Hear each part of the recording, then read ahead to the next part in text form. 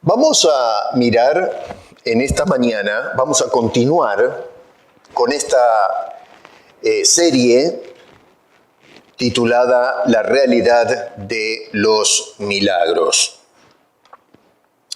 El título de la exposición de hoy es muy apropiado. Voy a hablar de Dios de juicio, Dios de gracia.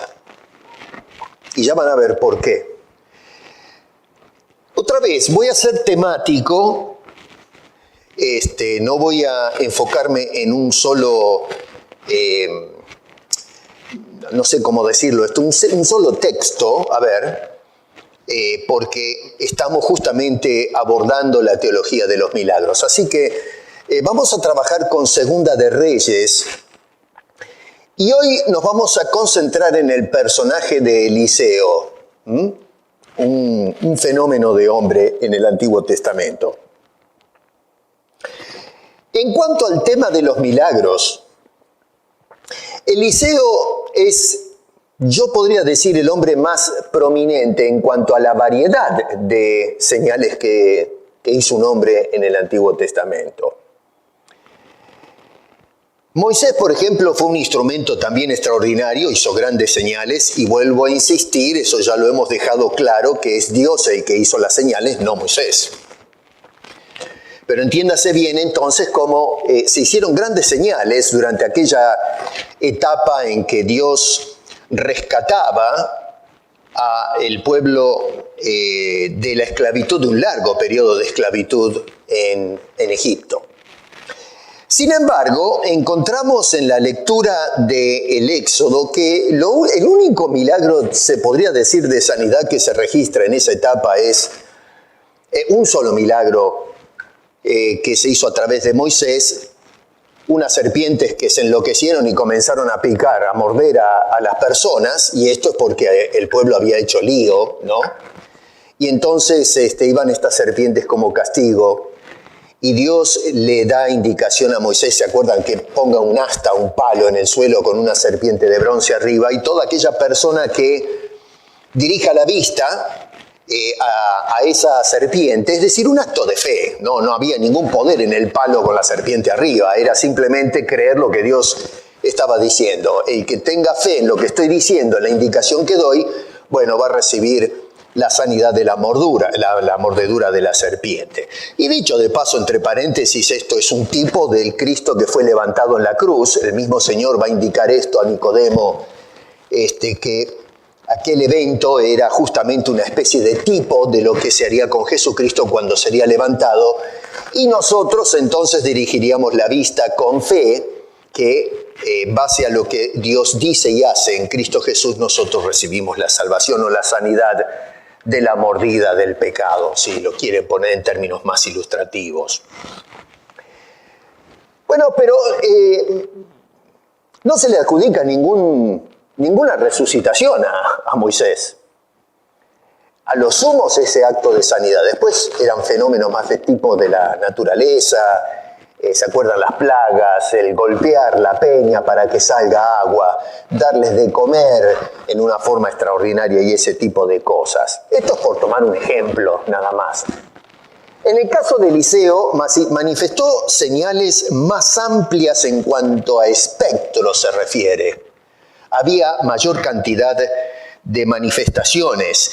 Y no solamente fue más amplio que Moisés, sino que también fue más amplio en espectro que cualquier otro personaje del Antiguo Testamento, incluso Elías. Así que estamos ahora, vamos a llamarle a esto la cúspide en el Antiguo Testamento en cuanto al tema este de los milagros. Acuérdense que habíamos separado la etapa del Antiguo Testamento en 3 periodos donde se concentraron mayormente los milagros. Uno fue en la época del Éxodo, la otra es en esta etapa de Elías y Eliseo, y después la próxima semana vamos a mirar la etapa del exilio con Daniel y sus compañeros en Babilonia.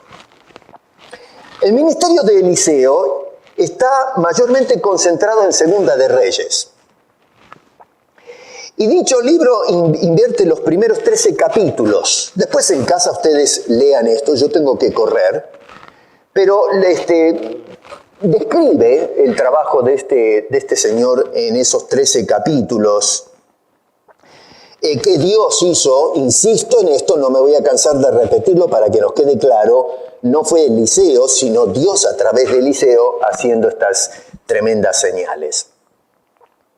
Los milagros, ustedes después hagan la lista cuando los lean y van a ver que varían entre sanidad, restauración, en algunos casos la descontaminación del agua y cosas por el estilo, resucitación, fenómenos naturales, en fin, una variedad de cosas que hace este señor que no tiene precedentes y no se va a ver sino hasta los tiempos de la aparición del Señor Jesucristo en este mundo, que lo estoy dejando a un lado porque ya vamos a entrar en eso. Por ahora estamos hablando de los fenómenos en el Antiguo Testamento. Pareciera que no hay, honestamente, restricciones en cuanto a las señales y cómo Dios se manifestó en esa etapa. Estaba leyendo que hasta inclusive un hacha, díganme ustedes, flotó en el agua, ¿no? Es una cosa rara porque un señor había prestado un hacha, salió a trabajar y se le escapó, no sé, se ve que no estaba bien armada la cosa esa y salió volando el pedazo de metal, desapareció el hacha. El hombre estaba con una amargura bárbara porque era prestada, tenía que ver cómo respondía a eso y entonces hace flotar el hacha esa, ¿no? Es una cosa tremenda. Así que es interesante porque nadie al presente de todos estos que hacen milagros hoy ha hecho un milagro como ese. Yo no he visto a ninguno que haga subir, por ejemplo, la agujereadora dentro de un lago o, ¿no es cierto?, un torno o algo que se haya arruinado y que, siendo que hace milagros y dice que se avala en los milagros de la Biblia, yo no he encontrado a ninguno que haga flotar un hacha hasta el día de hoy. No sé si usted sabe de alguno, después páseme el dato y me gustaría ir y darle la mano porque francamente no he escuchado semejante cosa. Cuidado con esto, la pregunta que a veces no se hace, pero tenemos obligadamente como estudiantes de la Biblia tenemos que hacernos es ¿por qué esta variedad de señales? ¿Por qué este aumento de señales? ¿Y cuál es el propósito que Dios haga de repente estas señales? Porque, a ver, cuando nosotros miramos la etapa que hay desde el Éxodo hasta el periodo de Elías y Eliseos, en el medio sí encontramos alguna que otra cosa, pero son casos aislados. Y luego cuando pasamos de Eliseos hasta el tiempo del exilio, también tenemos todo el periodo de la monarquía, un periodo muy oscuro, y no se hacen milagros. Entonces la pregunta es, ¿por qué esta variedad de milagros? ¿Qué es lo que Dios quiere hablar al pueblo y por extensión a nosotros? ¿Y por qué la diferencia con lo que se ha narrado hasta ahora acerca de los milagros? ¿Qué es lo que está pasando acá? Ante todo, nosotros tenemos que tener muy presente que tanto los milagros del Éxodo como los que se están haciendo en esta etapa de Elías y Eliseo. Elías ya lo vimos la semana pasada. Los remito a que vayan y escuchen el mensaje. Pero entonces lo que notamos es que abordaban todos estos milagros que se hicieron en estas dos etapas, debo decir, porque Elías y Eliseo son coetáneos. Lo que se trataba de abordar era el problema grave que había con la idolatría en el pueblo de Dios y la falta de sumisión y obediencia a la voluntad de ese Dios.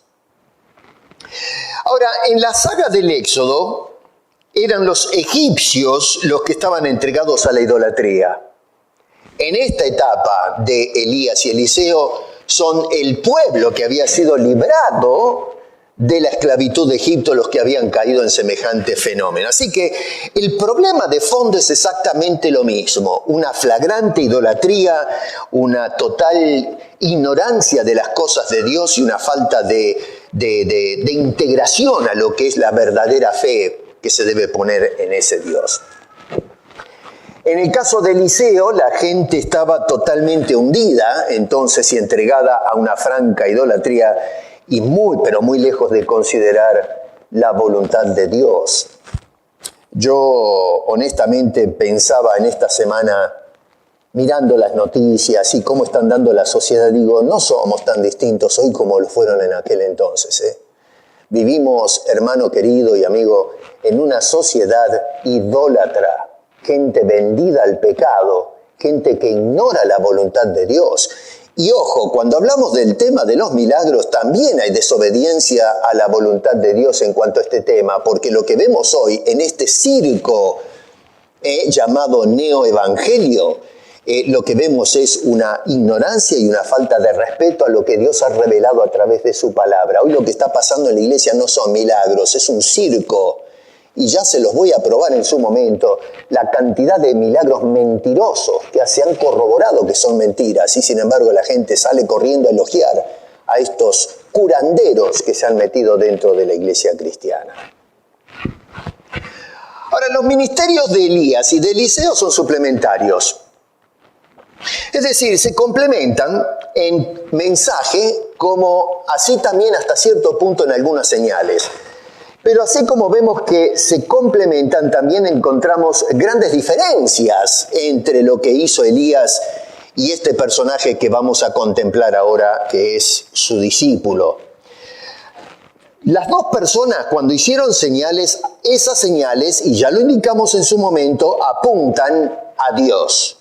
No apuntan al hombre y tampoco apuntan a la señal misma o al milagro que estaban haciendo, sino directamente a la grandeza de Dios. Pero en el caso de Elías, el que vimos la semana pasada, esas señales se concentraron más en los juicios de Dios hacia un pueblo idólatra. Hacia Baal, por ejemplo, que era el ídolo que ellos elogiaban y exaltaban. Juicio hacia los profetas de Baal. Juicio hacia la sociedad, juicio contra la monarquía. ¿Se acuerdan de Acab, el hombre que gobernaba, y su consorte, que era un demonio, la señora Jezabel, era una cosa terrible? Bueno, este hombre, Dios lo usó justamente para lanzar juicios contra toda la sociedad y contra el falso Dios a quienes ellos abrazaban. El pecado abundaba en estos tiempos, y lo mismo sucedía en los tiempos de Eliseo. Sin embargo, Dios en el periodo de Elías decide preservarse un remanente, un grupo de personas que no se iban a entregar a la adoración idolátrica, y justamente ese contingente de personas que Dios se había reservado iban a caer en manos o iban a estar en las manos del ministerio, digamos, del profeta Eliseo, que fue el que reemplazó el ministerio de Elías, cuyos milagros se enfocan ahora, contrariamente al caso de Elías, que se enfocaba más en lo que es el juicio de Dios. En el caso de Eliseo se van a enfocar más en la gracia de Dios. Observen bien este detalle que les estoy diciendo y lo vamos a observar. Insisto, en lo que tiene que ver con Dios manifestando señales a través de Eliseos, Dios lo que hacía mayormente es dejando de lado tal vez a la tsunamita, ¿se acuerdan que aumentaba la harina y qué sé yo? Pero eso fue un caso privado, no hay otro, es el único en cuanto al ministerio de Elías. Lo demás era un juicio contra el pecado de la gente. En el caso de Eliseos, el enfoque, la señal era mostrar la gracia de Dios a una sociedad vendida al pecado. Gente que no había aprendido nada en esa etapa en que Elías había hecho su ministerio. Así que, en definitiva, en los días de Eliseos el pecado abundaba de la misma manera que abundaba en los días de Elías. Pero la gracia de Dios sobreabundaba sobre esa expansión del pecado. El apóstol San Pablo, siglos después, Si ustedes hacen un poquito de memoria, va a decir en Romanos, en el capítulo 5, versículo 20, que el pecado abundó, pero como abundó el pecado, sobreabundó la gracia de Dios. Porque a menos que sobreabunde, se desborde la gracia de Dios, entonces estamos todos listos con el tema del pecado, no hay manera de tratarlo. Entonces, los milagros en los días de Eliseo no eran un premio al mérito, no era una meritocracia porque la gente se portaba mejor que en los días de Elías. Al contrario, seguían haciendo exactamente las mismas cosas. A pesar de que Dios se guardaba un remanente, la sociedad estaba completamente erosionada por el pecado. Pero, sin embargo, a una sociedad que no la merecía, todavía Dios está interesado en ellos. Y lo que manifiesta a ese pueblo, lo que quiere mostrar a esa generación de gente perversa, rebelde, es su bondad, su paciencia, cómo soportaba la virulencia que había en esa sociedad en aquel entonces, la benevolencia de Dios, la gracia de Dios para con todos ellos. Entonces lo que vemos es que los milagros, por medio de Elías, personaje que vimos la semana pasada, estaban más asociados con destrucción y muerte. Repito, dejando de lado a aquella señora viuda que después se le murió el hijo y este hombre se lo resucitó. O debo decir Dios. Así que era Elías, lo podemos denominar un profeta de juicio. Un profeta que predicó el juicio de Dios. El otro, es decir, Eliseo, contrariamente al ministerio de Elías, fue más bien un profeta de la gracia de Dios, el favor de Dios. ¿Por qué les digo esto? Si ustedes están prestando atención, lo que estamos exponiendo, vamos a notar que hay un patrón en las Escrituras. Estas historias no se dejaron ahí para hablarnos de incidentes aislados en la historia, sino para hablarnos de un mapa en el Antiguo Testamento, donde se nos va desarrollando, entre otras cosas, esta teología de los milagros. Una enseñanza acerca de por qué Dios se manifestó con poder a través de señales que apuntaban a ese Dios. Y lo que vamos notando y podemos trazar es un patrón, un panorama del por qué Dios manifestó milagros a través de sus siervos. ¿Por qué Dios hizo milagros a través de la historia? A través de estas dos específicas etapas en la historia del Antiguo Testamento. Y lo que notamos es que en Egipto lo que Dios mostraba con las señales es que Dios salva. Dios salva. ¿Para qué hizo Dios todo eso? Para mostrar que Él es Dios soberano y lo que quería era salvar a su pueblo de una larga esclavitud. No había otra manera de salvarse de esa tiranía. Entonces lo que Dios mostraba es que Él tiene potestad, autoridad para rescatar, para redimir, para salvar a su pueblo. Dios salva. En el periodo de Elías, Dios juzga. Dios lanzó juicio sobre Baal, sobre los profetas, sobre el rey Acab. Mayormente todo lo que vemos en Elías es juicio sobre esa generación. Y en el caso de Eliseo es Dios, de alguna manera, restaura, arregla las cosas. Así que en cuanto al carácter de Dios, lo que se nos está mostrando en estas dos etapas o en estos tres individuos que entraron en acción, es que en cuanto a Dios se refiere, nos hablaban a través de esas señales de un Dios de salvación. En segundo lugar, un Dios de juicio. Y número 3, un Dios de gracia. Así que los milagros ahí no están simplemente para entretenernos, sino para enseñarnos doctrina acerca de Dios, para revelarse Dios a nosotros. ¿Qué clase de Dios es el del Antiguo Testamento? ¿De qué manera nos influencia eso que se revela en el Antiguo Testamento a nosotros? Y lo que se nos enseña a nosotros por extensión a través de la palabra de Dios al estudiar esto, es que Dios se manifestó, dio señales de ser un Dios de salvación.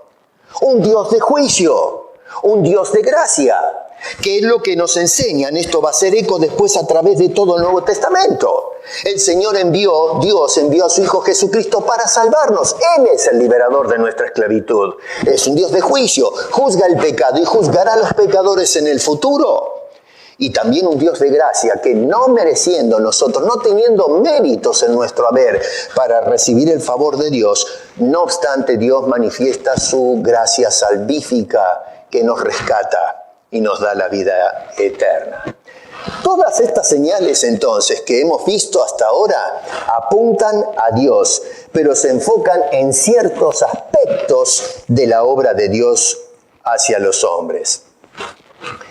Ahora acá quiero que vayan afilando un poco el entendimiento y me presten mucha atención, porque podemos apreciar y podemos aprender varias cosas acerca del carácter de Eliseo. Y en especial lo que puedo observar en el estudio de este personaje, más allá de quién fue Eliseo, es qué clase de personas utiliza Dios para manifestar estas señales.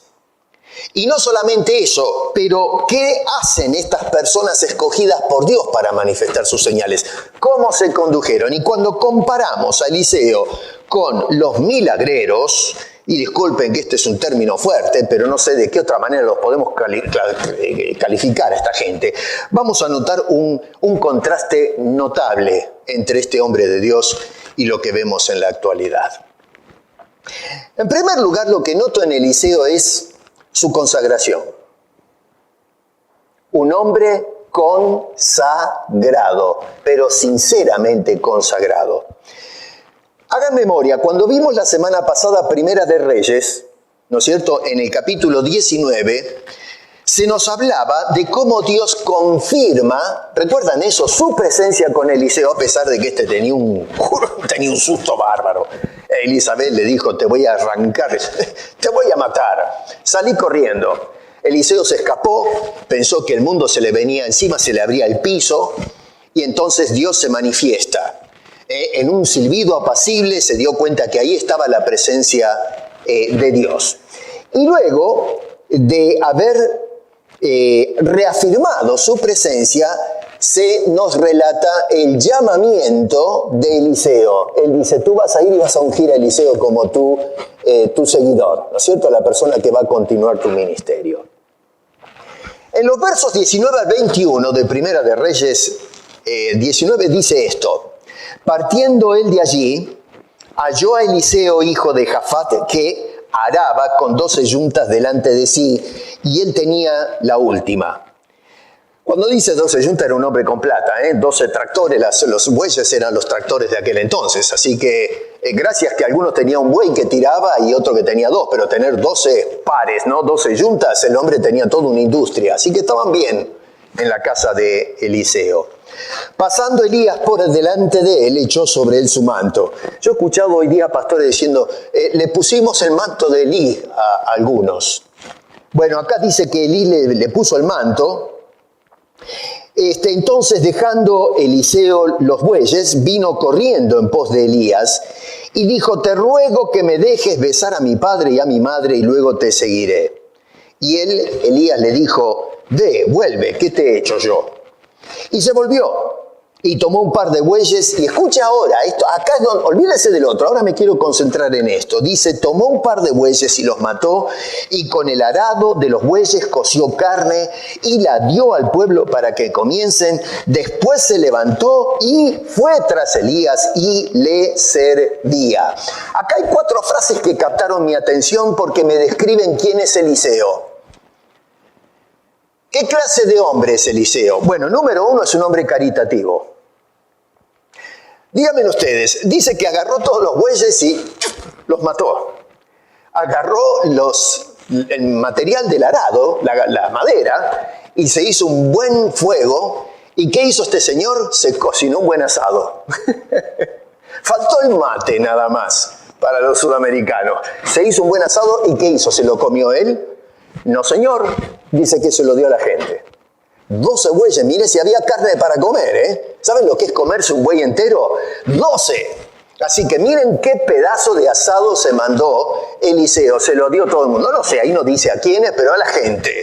Así que vemos un hombre de caridad, un hombre que dio lo que tenía, su patrimonio. Número 2, determinación. Porque dice que se levantó. Esta es una acción que refleja la actitud de esta persona. Está determinado a hacer algo específico. No solamente eso, pero habla de disposición. Porque dice que se levantó y fue tras de Elías. Se convirtió en un discípulo, en un seguidor de Elías. Y la cuarta cosa que notamos es servicio. Dice que fue tras de Elías y le servía. Caridad, determinación, disposición y servicio. 4 cosas importantes. ¿Y por qué puntualizo esto? Bueno, porque hoy los que hacen milagros contrastan completamente a Eliseo. Hoy de caritativos no tienen nada. Estos señores lo que hacen más bien es vivir de la caridad de las personas que van a pedir milagros. No se olviden de traer la billetera cuando vienen a hacer milagros. Se autodeterminan a sentarse ellos mismos en su propio trono, en lugar de ser personas que entronan a Cristo Jesús, que ponen al Señor en el centro de sus vidas. Ellos más bien se hacen entronar ellos mismos por sus feligreses, que los siguen en todo lo que estos encaprichados le dicen a la gente que tienen que hacer. Pretenden ser seguidos en lugar de ser seguidores. Usted no va a encontrar estos. Mire, el otro día escuchaba, yo no sé, ya estamos llegando al ridículo, ¿no? Escuchaba de que acá ahora tenemos un patriarca de pastores, pero díganme ustedes hasta dónde vamos a parar. Dijeron que eran profetas, después apóstoles, salió un chiflado que decía, oh señora, que era arcángel, ahora es el patriarca de los pastores. Pero ¿se dan cuenta ustedes la competencia que hay por querer tener el poder estar más arriba de otros? Estas son personas que lo que quieren es pretender ser seguidos en lugar de ser seguidores de Cristo. Y bueno, los supuestos milagros que hacen son para que les sirvan a ellos y a sus propios intereses en lugar de servir los intereses de la gente que están en necesidad. Pero a ver, cuando miramos en esas pocas palabras que nos dice allí el pasaje de Primera de Reyes, notamos la actitud, pero el contraste que hay entre Eliseo y estos hombres en la actualidad que dicen hacer milagros. Así que número 1, noten ustedes qué interesante cómo la Biblia nos muestra la consagración. Dios usó un hombre consagrado para hacer las señales que van a apuntar no a Eliseo, sino señales que van a hablar de la gracia de Dios a través del ministerio de este hombre. La segunda cosa es que su ministerio no fue por autollamamiento y tampoco por voluntad del mismo Elías. A menudo se asume y se interpreta, ¿no?, equivocadamente, que Elías fue el que llamó a Eliseo. Dice, ven, sígueme. Y que Elías mismo fue el que lo puso, lo inauguró en el ministerio que este señor iba a llevar a cabo, basado justamente en los versos que acabamos de leer en Primera de Reyes, en ese capítulo 9. Sin embargo, cuando seguimos leyendo, cuando no somos selectivos y leemos textos solamente aislados del resto, entonces llegamos a conclusiones equivocadas. Pero cuando seguimos leyendo, vamos a ir notando cómo la Escritura nos va dando información acerca de por qué Eliseo llegó a ser un siervo de Dios. Y vamos a notar que no fue Elías el que lo nombra. Fue usado para que Dios lo nombre a Eliseo, pero no fue Elías el que le dijo, ven tras de mí. No lo inauguró Elías en el ministerio. En Segunda de Reyes capítulo 2, versos 9 al 10 dice esto, tomen nota y presten atención. Dice, cuando había pasado, Elías dijo a Eliseo, pide lo que quieras que yo haga por ti antes que yo sea quitado de ti. Y dijo Eliseo, te ruego que me des una doble porción de tu espíritu, te ruego que una doble porción de tu espíritu sea sobre mí. Y entonces Elías le dijo esto, cosa difícil has pedido. Me estás pidiendo algo que no puede ser.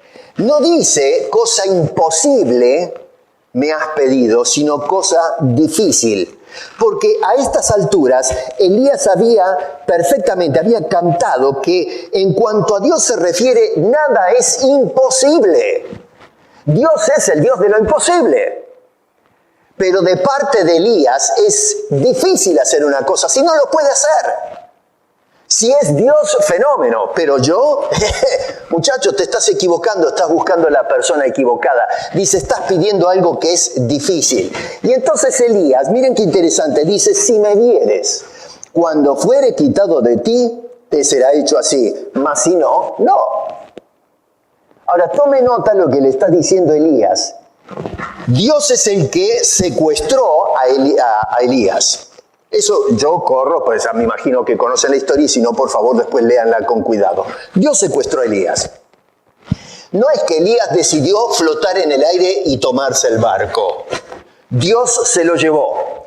Y entonces lo que le dice es, si tú vas a ver, si Dios te permite ver mi secuestro, entonces lo recibirás. Y si no, bueno, viejo, yo no puedo hacer nada. No interesa si Elías tenía la buena voluntad de darle o no darle. No lo puede hacer. Es cosa de Dios. Si Él te permite verme cuando sales, bueno, Él se encargará de hacer el asunto, pero de mi parte no puedo hacer absolutamente nada al respecto. Por eso le dice, y si no, no.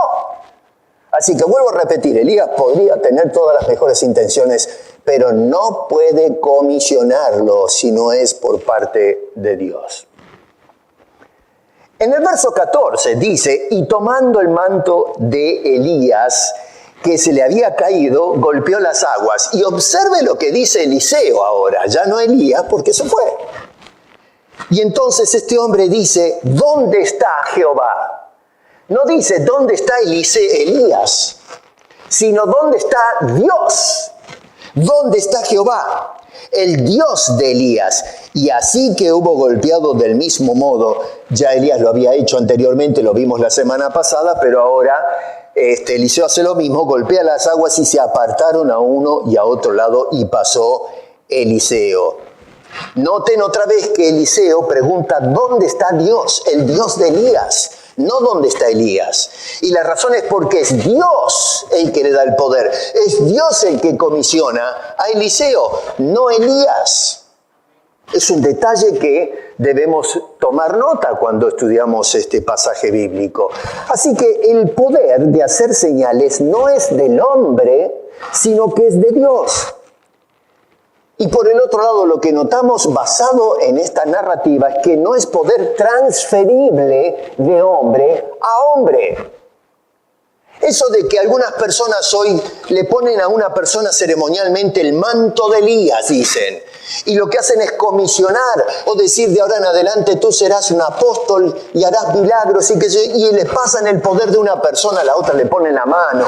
Los vemos haciendo este trabajo de la unción, le ponen la mano para transferir algo del poder de una persona a la otra. Eso no tiene asidero bíblico, hermano. No es lo que se nos muestra en estas historias. Yo me pregunto, a ver, ¿para qué se pusieron estas cosas en la Biblia? Si realmente no sirven como mapa de ruta para nosotros. Los milagros no es un poder transferible. No es un poder concedido por el hombre y no lo pasa de hombre a hombre. Es un asunto de Dios, con siervos consagrados, que sinceramente están dispuestos a tener caridad, a tener dedicación, un llamado al servicio. A eso llama Dios. Y a través de ellos, Dios hace señales que apunten no a esa persona, sino que apunten hacia Dios mismo, que es el que concede estas señales. La tercera cosa que notamos, basados en este personaje, es que los milagros no son para hacer negocio. Entendamos este asunto. Hoy se hacen milagros para negociar. Y los milagros jamás en la Biblia son mencionados para negociar, para que la gente se enriquezca a punta de señales. Son señales que apuntan a Dios, no a la billetera de los feligreses.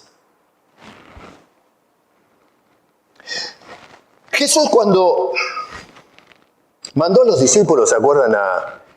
El primer contingente que salió a predicar el Evangelio, en el capítulo 10, verso 8 de Mateo dice, sanad enfermos, limpiad leprosos, resucitad muertos, echad fuera demonios. Y entonces Jesús va a decir, de gracia recibisteis esto, Y entonces les dice, dad de gracia. A eso no le damos ni 5 de la hora hoy. Lo recibiste de gracia, vas a dar esto de gracia. ¿Qué quiere decir? Inmerecidamente. Ustedes recibieron esto inmerecidamente y lo van a dar inmerecidamente.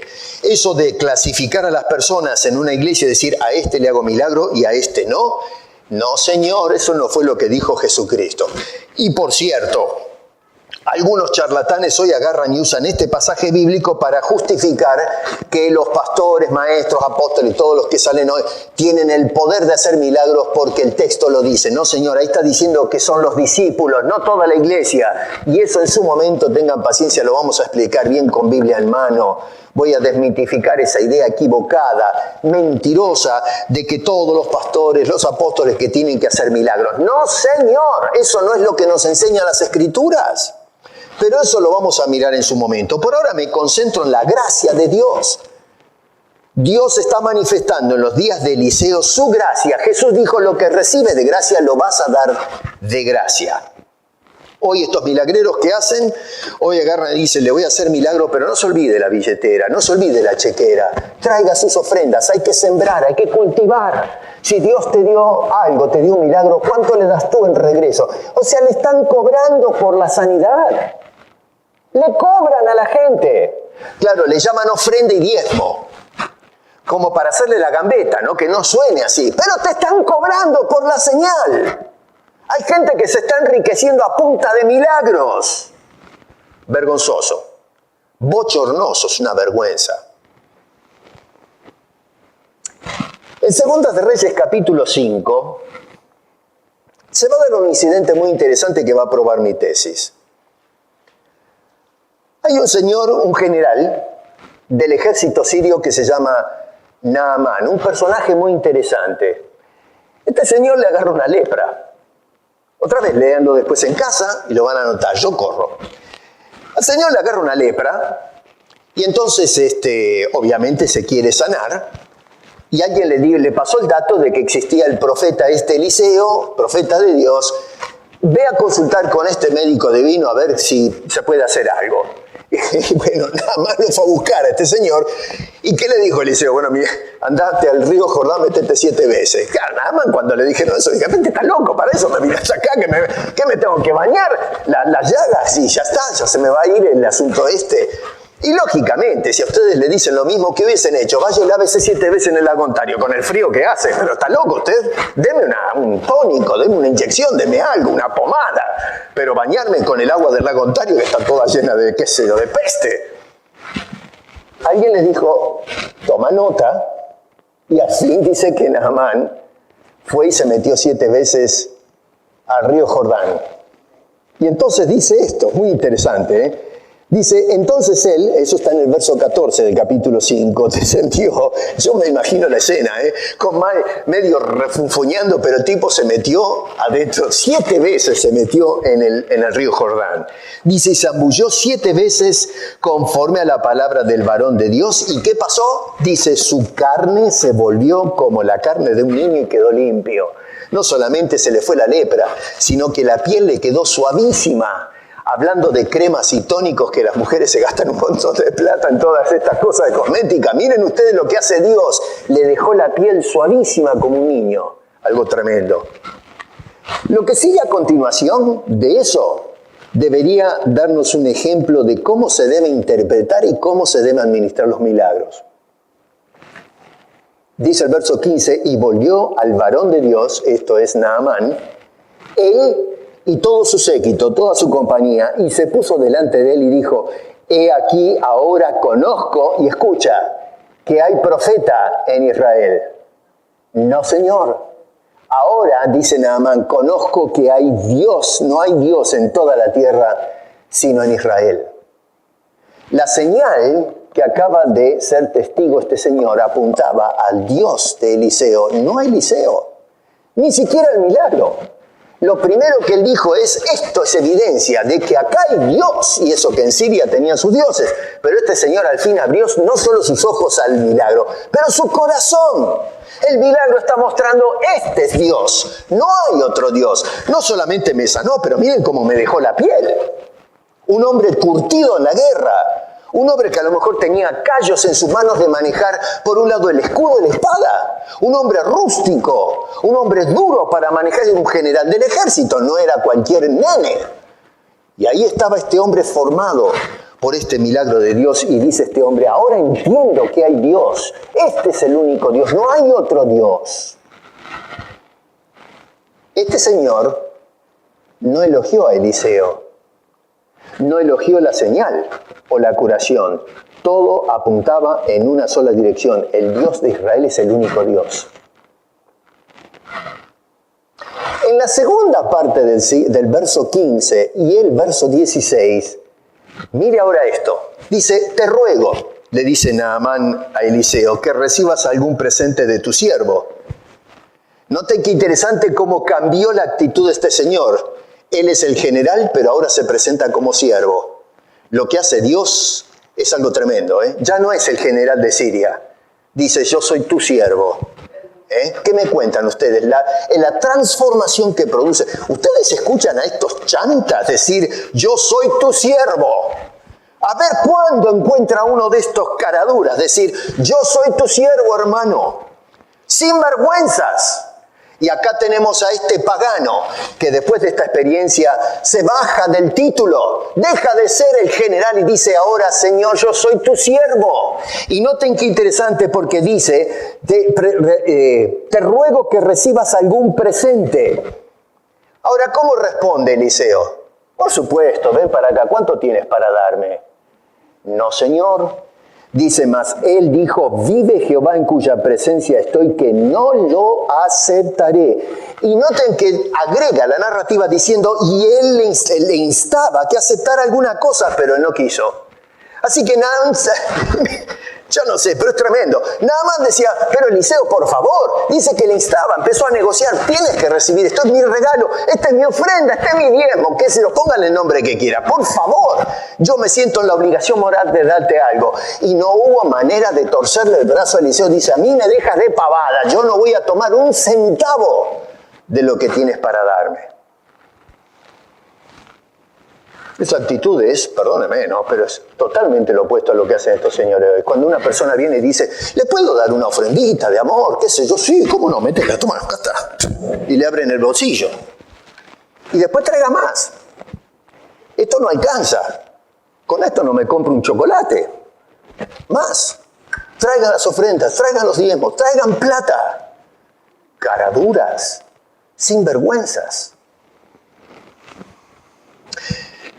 Va a suceder algo que llama la atención y que está allí justamente para enseñarnos algo muy importante y que refuerza la idea de lo que estoy tratando de mencionar acerca de la gracia de Dios. En el verso 20 se habla de un tal Giesi en ese capítulo, que era un sirviente, qué sé yo, alguien que le ayudaba o asistía, un criado, digamos, o asistente de Eliseo. Y bueno, resulta que este señor, después que Naamán había sido despedido y quedó contrariado, ¿no es cierto?, de que Eliseo, este Giesi, que Eliseo hubiese sido tan chambón y no le haya aceptado el presente, el regalo que le había ofrecido Naamán.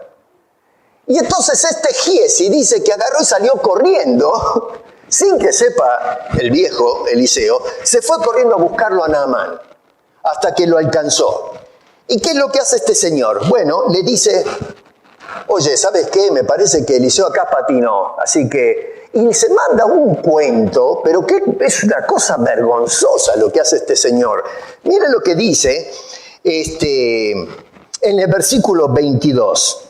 Miren qué interesante. Dice, mi Señor me envía. ¡Qué sinvergüenza! Dice, Eliseo me manda. Mentiroso. Eliseo me mandó. Y no solamente dice Eliseo me mandó, pero la historia que se manda el tipo. Dice, Eliseo me envía a decirte, he aquí vinieron y esta es la historia, el cuento. Eliseo dice que vinieron a mí en esta hora, justo cuando tú te ibas. Salieron del monte de Efraín 2 jóvenes de los hijos de los profetas.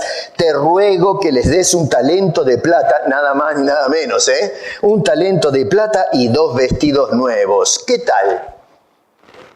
Y entonces Naamán, de buena fe, realmente un hombre fenomenal, dice que, y de buena gana, dice que le concedió lo pedido, como hacen hoy muchas personas que después de ir a estos cultos milagreros, cuando son supuestamente sanados, le hacen creer que les han transformado la vida y le dicen, bueno, ahora trae tu ofrenda de amor. La gente, aunque engañada, de buena gana abre la billetera y le vacían la caja fuerte. Toma, cómo no, de buena gana la gente, de buena fe le entregan sus bienes a estas personas. Bueno, pero resulta que fue un grandísimo mentiroso Giesi. Todo eso que dijo es todo mentira.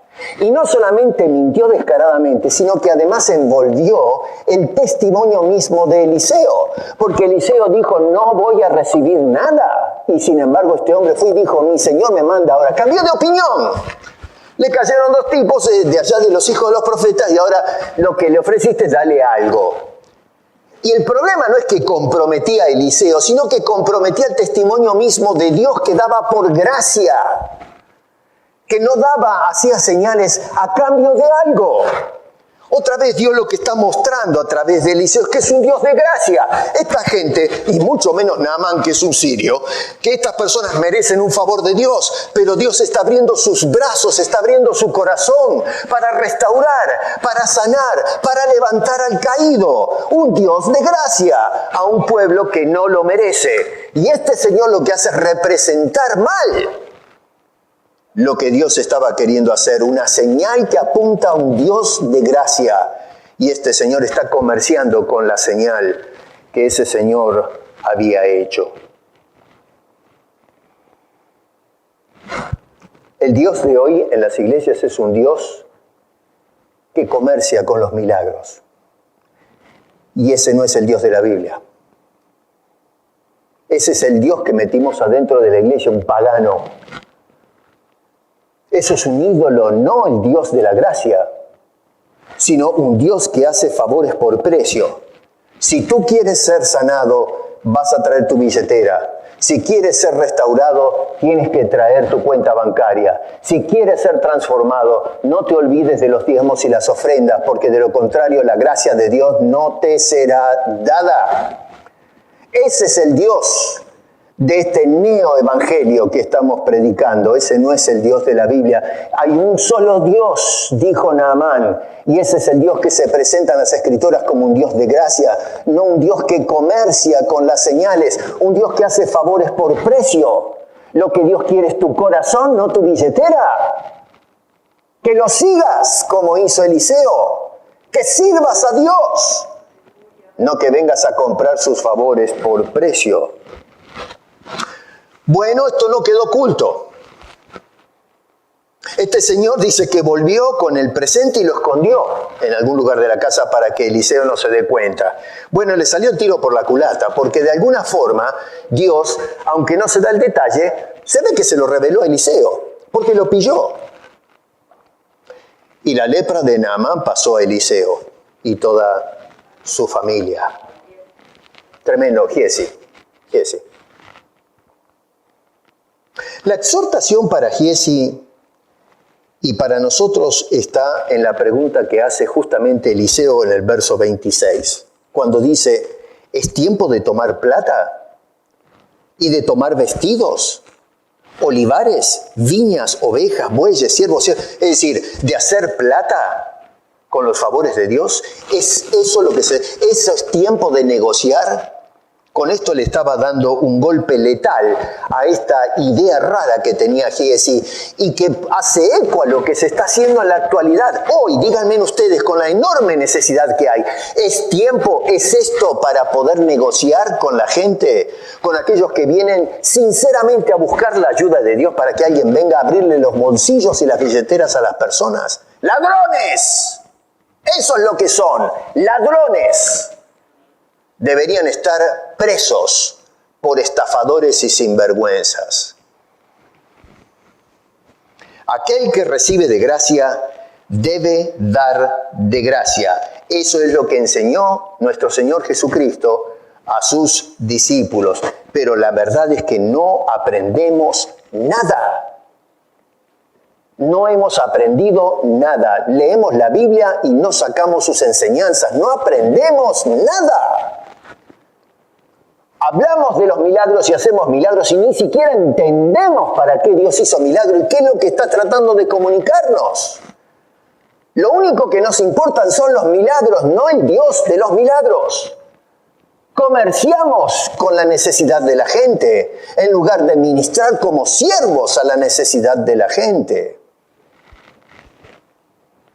Cualquiera que lucre con la gracia de Dios ha de ser enjuiciado con la lepra espiritual. Tal vez no la lepra física de Giesi o Naamán, pero la lepra espiritual, ese tóxico en el alma del cual no hay escape. Una persona que va a quedar por causa de esa lepra espiritual ritualmente descalificada para ser usado por Dios con señales, para poder servir a su causa, llevar gloria a su nombre, que el mundo pueda saber y entender, hay un solo Dios, el único Dios Salvador, que es Jesucristo, nuestro bendito Señor. No importa con quién te codees, Giesi se codeaba con Eliseo, ¿qué me cuentan ustedes? No interesa que te influencies o te codees con grandes hombres de Dios que sinceramente sirven a Dios. Si tú haces macanas como hizo Giesi, estás en la cuerda floja. No se salva nadie de eso. Dios no solo es un Dios de gracia, pero como habló en los días de Elías, es un Dios de juicio y va a llamar a cuenta a toda aquella persona que comercie con la gracia de Dios. Es algo terrible. Parece mentira que la gente no tiembla acerca de esto, La cuarta cosa que notamos en la vida de este hombre es que la ceguera del hombre a la realidad, encontramos eso, que el hombre tiene los ojos tapados a la realidad de un mundo espiritual que traspasa el mundo físico. Dios va a hacer algo con Giesi que nos muestra cómo las señales que hace Dios, el propósito es abrirnos los ojos a una realidad espiritual de la cual no somos conscientes. Una realidad fuera de nosotros, de nuestra esfera física, que es tan real como esta, pero no la podemos captar con nuestros propios ojos a menos que Dios abra la cortina, corra el velo que nos tiene enceguecidos. En Segunda de Reyes, en el capítulo 6, tenemos un incidente que está muy, pero muy interesante. Eso lo vemos desde el verso 11 al 19. Otra vez, léanlo después con tiempo en casa. Yo voy a mirar un par de versos nada más, a modo de síntesis, pero dice en el verso 14, para darle un poco de contexto, el rey de Siria tenía guerra con Israel, hacía sus planes y todo le salía mal. No pegaba una este señor. Y llegó un momento que dijo, bueno, pero acá hay algún botón, alguna persona que está dentro mío que me está traicionando todos los asuntos. Alguien va, sale corriendo de mi gente, un traidor que va y le cuenta a los de Israel cuáles son mis planes. Y entonces le dijeron por ahí, no es eso, no hay un traidor, sino que tenemos allá, esta gente tiene un tal Eliseo que es profeta de Dios y Dios le sopla todo. Entonces dijo, vayan y agárrenme a ese señor y me lo traen presos. Verso 14 y 15 entonces dice que envió el rey allá gente de a caballo y carros y un gran ejército para arrestar a un hombre. Miren si le tenía por lo menos cierto respeto. Dice un gran ejército, los cuales vinieron de noche y sitiaron la ciudad. Y se levantó de mañana y salió el que servía al varón de Dios, Giesi, y aquí el ejército que tenía sitiada la ciudad con gente de a caballo y carros. Y entonces su criado le dijo a Eliseo, Señor mío, ¿qué haremos? En otras palabras, acá estamos solados. Estamos listos. ¿Cómo nos arreglamos con esto ahora? ¿Cómo le hacemos frente a este asunto? Elías no aprendió nada del poder de Dios. Lo aprendió después, pero no se percataba de que un Dios presente hace cosas extraordinarias. Y él vio cómo actuaba Dios a través de Eliseo y todavía no aprende nada. Todavía sigue dudando este señor. ¿Qué vamos a hacer ahora? Estamos listos. Entonces sucede esto. Verso 16. Eliseo le dijo, no tengas miedo, porque más son los que están con nosotros que los que están con ellos. Y entonces oró Eliseo y dijo, te ruego, oh Jehová, y noten que es Dios el que hace el milagro, no Eliseo. Él simplemente le pide a Dios que haga el trabajo. Dice, entonces oró a Jehová y dice, te ruego, oh Jehová, que abras los ojos. No yo, sino tú, Dios, abras los ojos para que este tipo vea, este señor vea. No lo que ve ahí adelante de sus narices, sino que vea realmente. Y entonces Jehová, dice, abrió los ojos del criado. No Eliseo, ¿lo ves eso? Está en la Biblia, por algo está ahí. Claro que Eliseo hacía milagros, pero en realidad es Dios el que hace los milagros, no Eliseo. Y entonces dice, abrió los ojos del criado, y entonces dice, miró, y he aquí que el monte estaba lleno de gente de a caballo y de carros de fuego alrededor de Eliseo. Pero yo, no sé, usen un poco la imaginación. A mí me hubiese gustado estar ahí, que a mí se me abran los ojos y ver semejante cosa, porque acá tenemos un tremendo ejército que sitió la ciudad. Uno ve eso y dice, sonamos, acá no nos salva nadie. Y de repente Dios le muestra, nene, mirá lo que hay alrededor. Y tenía un tremendo ejército que se podía comer crudo a esta gente. Y un ejército de fuego, yo no sé si brillaban o qué sé yo, pero era algo espeluznante lo que se le acaba de mostrar a este hombre. Tres cosas importantes que se nos dice ahí. Número 1, Jehová abre los ojos para ver. Jehová abre los ojos, el milagro de abrir los ojos para ver. Número 2, Jehová cierra los ojos para confundir, versículo 18. Note que dice, luego que los sirios descendieron a él, oró Eliseo a Jehová y dijo, te ruego que hieras con ceguera a esta gente, y los hirió con ceguera conforme a la petición de Eliseo. Así que así como Dios abre los ojos, Dios puede cerrar los ojos de las personas. Es decir, ellos no vieron lo que veía Giesi y Eliseo. No podían hacerlo eso, no se les dio ese don, esa capacidad de comprensión, de penetración, de que detrás del mundo físico, ellos dirían, con este ejército arrasamos con todo y hasta lo llevamos de las pestañas. No, señor. Ellos veían solamente lo que tenían ahí delante de ellos, no podían ver el mundo espiritual. Dios concede eso. Y número 3, Jehová escucha la oración para asistir a la necesidad. Cuando este hombre oró, Dios responde a la necesidad. Un Dios que escucha a sus hijos, a los que son fieles.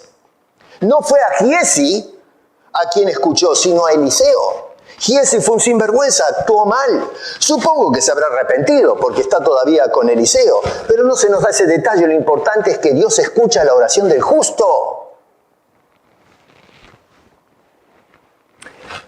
Este episodio nos muestra a nosotros con qué facilidad el hombre puede ser confundido y puede ser incluso dirigido en una dirección diferente. Noten, por ejemplo, en el verso 19, porque uno cuando dice, bueno, los cegó, piensa que quedaron en la oscuridad. No es que quedaron ciegos físicamente, sino que no podían contemplar y discernir las cosas. Verso 19 dice, después les dijo Eliseo, no es este el camino, ni esta la ciudad. Seguidme y yo os guiaré al hombre que buscáis. Y los siguió a Samaria. Noten ustedes entonces que ellos sí veían. Podían ver el camino, podían ver al hombre, pero no podían discernir lo que estaba sucediendo. Dios cegó la comprensión, la capacidad de discernir de estas personas.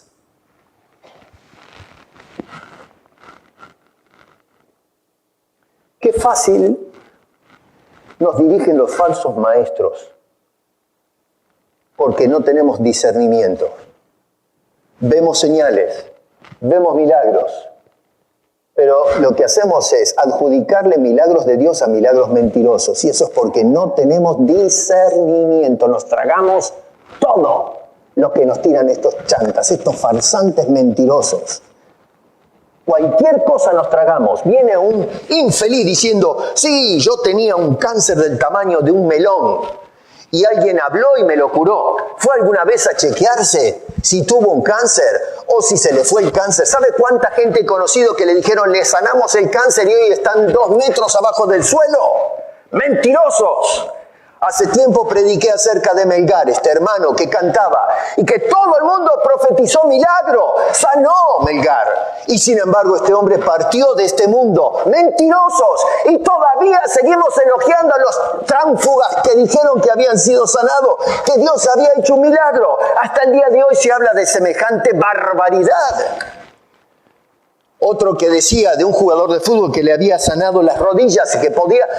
Yo en este momento estoy sintiendo como Dios te está haciendo la rodilla nueva. Sal a jugar ahora, sal a correr, ve a patear la pelota porque ya está sanado. Y hasta el día de hoy ese jugador no volvió a jugar al fútbol. ¡Mentiroso!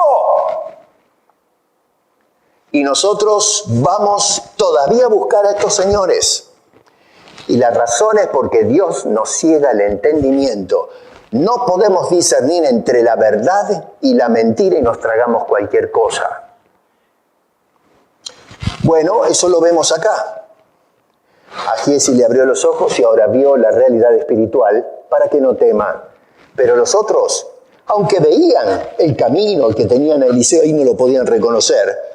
Y se lo llevó a Samaria de regreso. Dígame usted, una persona que viene de Samaria, ¿no es cierto? Que viene, conoce todo el ejército en potencia, ¿no va a saber que lo están llevando por otro camino? Pero no pudieron discernir porque Dios les cegó el entendimiento. Estaban entumecidos. Esta señal otra vez nos muestra la potestad de Dios y la presencia de una esfera espiritual real como la del mundo físico en el cual nosotros estamos envueltos. Si hay algo que aprendo de esto, hermano, es que cuando nosotros nos encontremos desbordados por enemigos a nuestro alrededor, no temas. No estás solo. Dios estaba con Elías y Dios ahora se muestra con Eliseo y con Giesi. Y es el mismo Dios que tenemos nosotros hoy. No estamos solos. No importa que nos rodeen todos los peligros y las amenazas. No necesitamos otro milagro, sino que tus ojos del alma miren esta señal que nos recuerda que Dios está presente. Con milagro o sin milagro, Dios está presente en cada una de nuestras vidas. No necesitas que Dios te sane una enfermedad para creer que Dios está contigo. No necesitas que te devuelva el caminar, que puede ser que Dios los haga. Insisto, yo creo en los milagros, no creo en los milagros mentirosos. Tenemos que orar para que el Señor nos restaure. Pero no es una necesidad que Dios tenga que hacer el milagro para que tú creas que Dios está contigo. Porque la Biblia nos muestra que con señal o sin señal, siempre Dios está presente con los suyos. Y por eso le abrió los ojos a este hombre para que vea con el terror que tenía. Acá estamos sonados. Dios le está diciendo, no, estás equivocado, está lleno de ángeles que sirven a mi causa. Y ellos son los que protegen, los que cobijan, los que de alguna manera cercan la presencia de los siervos de Dios, de los hijos de Dios. No los pastores, sino todos aquellos que han venido a los pies de Cristo, aceptándolo como Señor y Salvador. ¿Quién si no merecía este tipo de favores? Acaba de caer groseramente en un pecado, pero siendo un Dios de gracia, le enseña mediante esta señal quién es su Dios. El Dios de Eliseo, el Dios de Elís, el Dios de Moisés, el Dios de aquellos grandes hombres del Antiguo Testamento, el Dios de nosotros, un Dios de bendita gracia, de bendita bondad, benevolencia, que quiere cuidarnos. Cristo vino hace 2000 años atrás a este mundo, no solo para dar su vida por todos nosotros, sino para dar la vista a los ciegos espirituales, abrir nuestros ojos para ver la realidad espiritual, para que contemplemos que más allá de la realidad física en la cual estamos envueltos, hay una espiritual que no percibimos con los sentidos, con nuestra piel o nuestros ojos, pero que pueden ser sentidos con el alma, una realidad tan real como el mundo físico en donde nos desenvolvemos ahora. Las palabras de Naamán, pienso yo que son más que apropiadas para cerrar lo que acabo de compartir con ustedes esta mañana. Y es He aquí ahora conozco que no hay Dios en toda la tierra, sino en Israel. Hermano querido, mi pregunta es esta. Después de considerar esto que nos relata la Biblia acerca de este personaje, Eliseo, Giesi, Naamán, ¿podemos confesar lo mismo que confesó Naamán? Llegamos al punto de decir lo mismo que dice este hombre. Mirando todas las señales que veo en la Biblia, lo que se hizo, yo hoy puedo decir como Naamán, ahora me doy cuenta al fin de que hay un solo Dios en la tierra. ¿O es que todavía estoy pidiendo señales para asegurarme que hay Dios en la tierra y que no hay otro Dios? Pero somos tan brutos, díganme ustedes, que no llegamos a percibir las evidencias elocuentes que nos dejó Dios en la historia para que confiemos en Él, que todavía hoy queremos ver más para creer. Bueno, incrédulo, cree solamente. Porque para eso dejó Dios estas historias, estos milagros, estas señales que apuntan a la grandeza y especialmente ahora a la gracia de nuestro bendito Dios. El Señor Jesucristo dijo, si no hago las obras de mi Padre, no me creáis. Mas si las hago, aunque no me creáis a mí, la persona, creed en las obras. Para que conozcáis ahora y creáis que el Padre está en mí y yo en el Padre. Las obras que hizo Jesús, no las que hacen estos actuales milagreros que vendemos, estos vendedores de ilusiones de la actualidad, son las que abren nuestros ojos a la obra y la bendita persona de nuestro Señor Jesucristo, nuestro bendito Salvador. Esas obras hablan de Él, lo confirman, lo coronan, lo elogian, lo honran. Lo único que tenemos que hacer es levantar nuestros ojos de fe, como hicieron aquellos hombres del pasado, y contemplar la hermosura de esa gloria. Y caer rendidos a sus pies y decir, gracias Señor por tu gracia, sálvame Señor, que estoy perdido. Y Dios nos promete su bendita salvación. Estas señales o milagros se hicieron para que tú y yo abramos los ojos a la gracia de Dios. Esas historias no están para entretener, sino para enseñarnos cómo Dios se manifestó en la historia como un Dios de salvación, un Dios de juicio, y ahora vemos en Eliseo un Dios de gracia. ¿Necesitas más señales que esas para creer en Dios? Bueno, si me dices que sí, tienes un serio problema con tu fe.